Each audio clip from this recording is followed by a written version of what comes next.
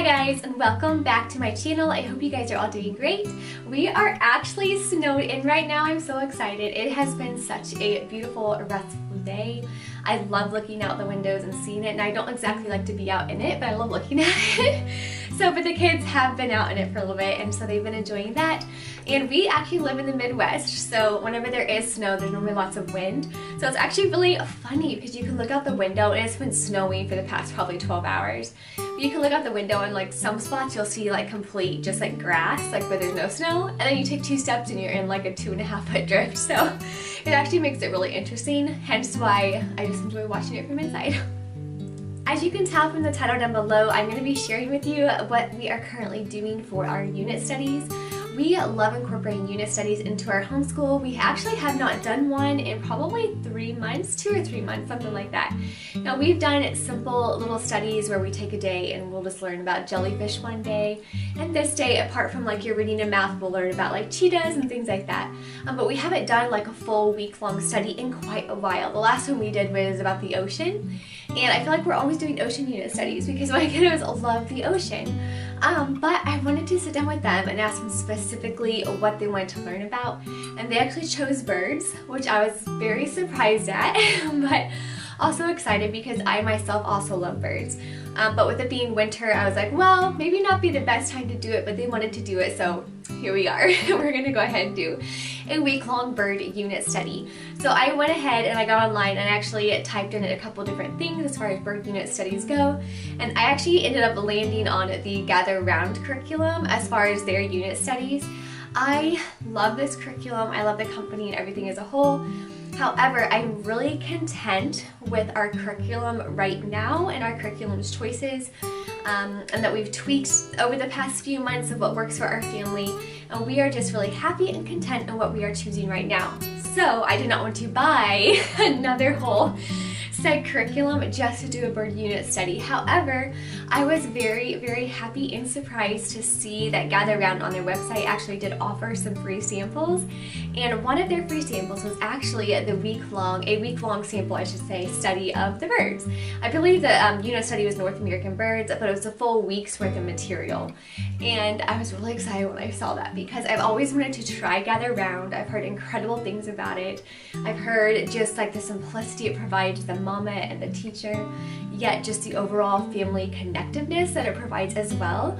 So I've always been intrigued by it, and I think once my kids get to like the 1st grade and 2nd grade level, I will definitely look into switching to that. But like I said, right now I'm content with what we have, so I did not want to buy it. Anyway, I feel like I did a big circle and talked about the same thing, but anyway. I did want to go ahead and show you guys though what that week looked like / is looking like for us. We are on currently day 4, and I believe it's a 5-day study altogether. So you go over 5 different birds. Before we actually had to look through the unit study and everything, and I'm also going to share with you a few of the other additional things that I got to accompany our bird unit study. So I have a game to share with you, some books, little bird field guides and things like that I thought would be fun, as well as a few of our favorite like live bird cam feeds. A really fun way that I found to go quote-unquote bird watching, so to speak, especially in the winter where you might not have a ton of birds unless you have a full-on like bird feeder system. We actually log on to quite a few live feeds, and we'll get our little bird watcher book out, and sometimes we'll just sit there and like listen to the birds on the computer, even though I know it's not real. But it's still fun to see the different birds fly up to the feeder and kind of mark it off on our birds little bird book. But it's a good way to do it because we don't have like a big we want to eventually, but we don't have like a big like bird feeder setup right now.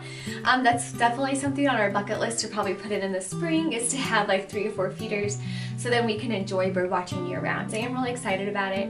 And I was really thankful also that we were able to grab this unit study at no cost to us, because we ended up loving / are loving it and loved it. So I hope you guys enjoy seeing how it is and what we'll be doing for the rest of the week.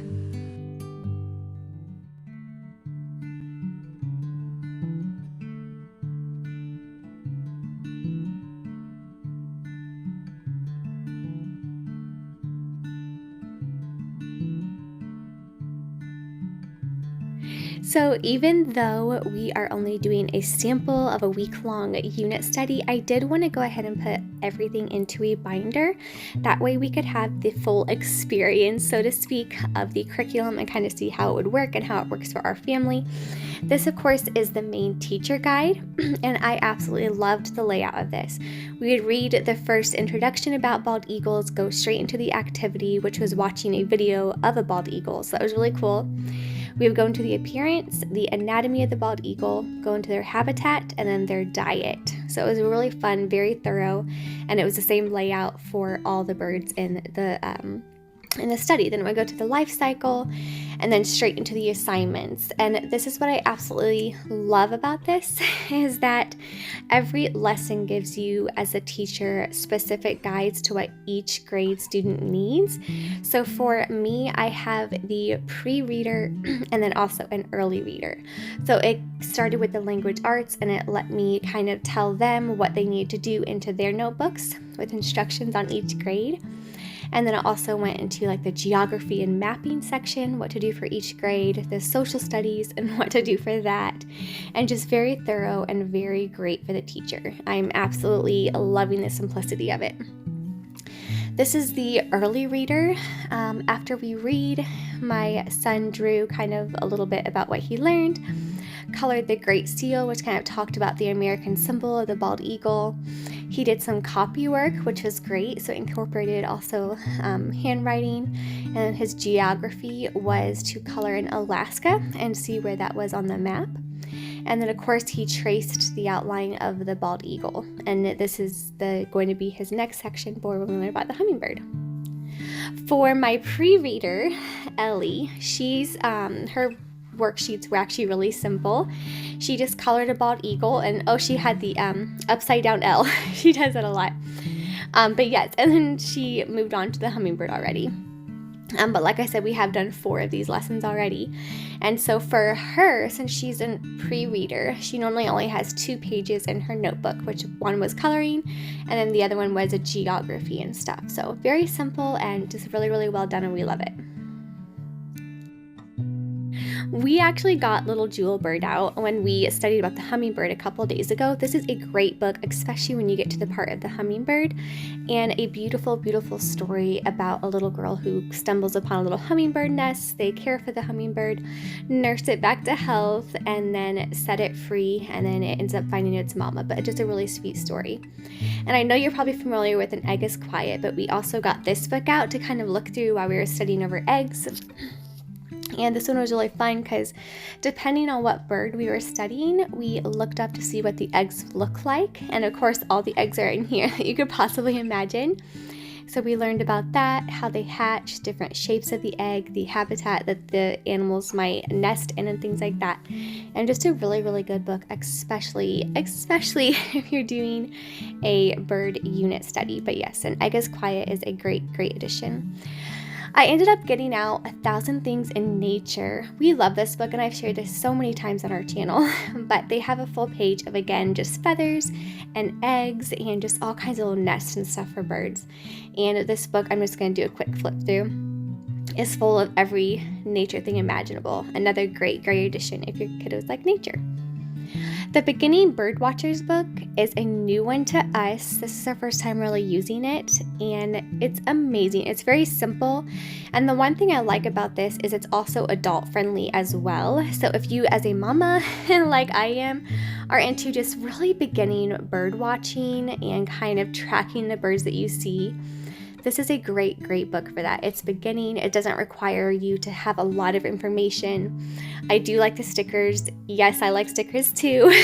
So it was fun to kind of watch those live cams, and even if we are driving around and stuff and see the different birds, to kind of keep an eye open, and then we can fill in the spots, and then there's a tracker for kind of like the date you see them and everything like that.